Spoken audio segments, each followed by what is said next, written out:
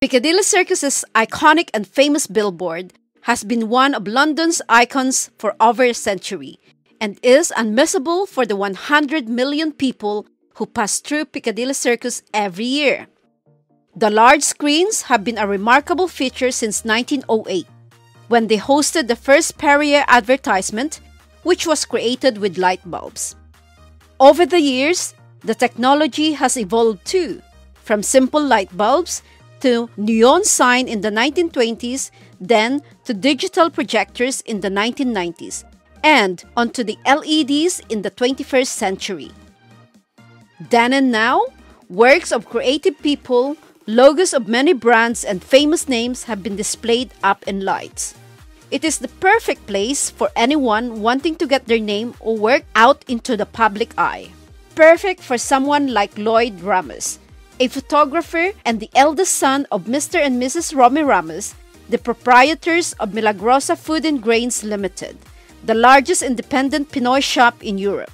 Lloyd was commissioned to have his photographs shown on this iconic display. Inside their shop at the rear, Lloyd created a small gallery to showcase his photography collections, where we asked him how he first started his interest in photography. I've always been a very visually engaged person, so I picked up a camera when I was around 16 because I needed visual references for like my graphic design work, and then from then I just realized that I preferred photography and I just decided to pursue it. That's basically the way I'm wired. If I like something, I want to sort of see it through and see exactly what I can achieve in a certain area. So yeah. Lloyd put up his gallery for the E17 Art Trail in Walthamstow, an art festival held every 2 years, an opportunity for new artists to showcase their work to the public. It's an event that happens every 2 years in Walthamstow, and I approached them and I asked them if I could contribute to this art trail because it's been going on for a very long time. So I'd say about 10 years, and I've always wanted to contribute something to it, and it's only now that I realize that I have enough work to sort of have a fully fledged exhibition to sort of show everybody.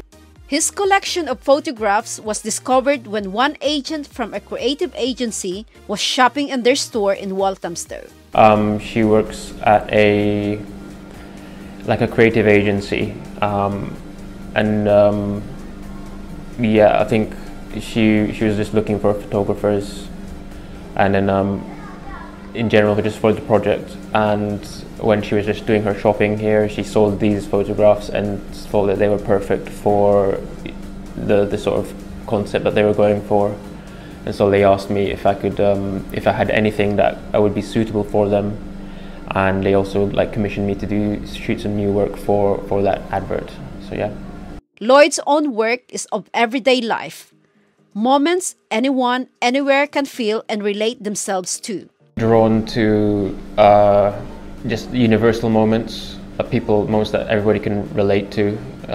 There's also an aspect of surrealism that runs through my work in terms of how strange and how those weird sort of Buster Keaton moments that seemed a bit too weird to be real. There's also just a general aspect of documentation, because a lot of the world changes so quickly, and it's always, and I think photography is a good way of simply just recording and sort of commemorating the time that you're living in. But yeah, and in terms of the photos that I made for that commission, a lot of them were shot before the pandemic, so it's basically like a return to how London was.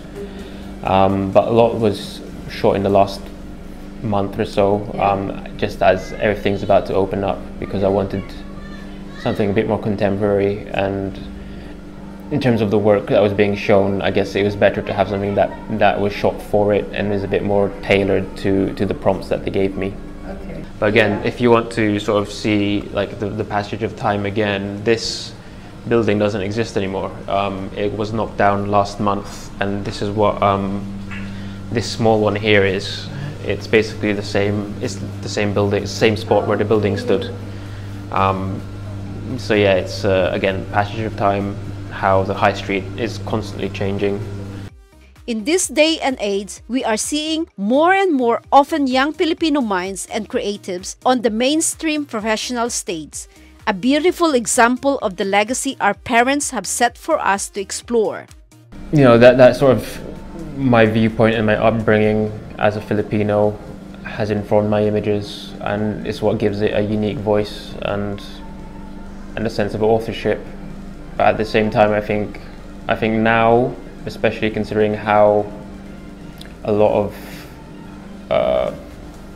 of Filipino kids of my generation are now sort of working their way up through the creative industries, I think we're going to see a bigger, more diverse range of voices being showcased. All Filipino voices being showcased is evident in a lot of industries. You have it in music, you have it in fashion, you don't have it so much in photography yet, but it's happening. So yeah, I mean, it's basically building on the work that the parents the parents sacrificed in terms of coming here. I mean, the parents couldn't really pursue their dreams, I guess, and so the kids take on that torch and pass it on and spread it. Yeah, so that's my point of view. Every photo has a story to tell, and like stories, photos can last the test of time and inspire generations to come. This is the legacy gifted from now to then. For Britain Today, Amy Balliao, London.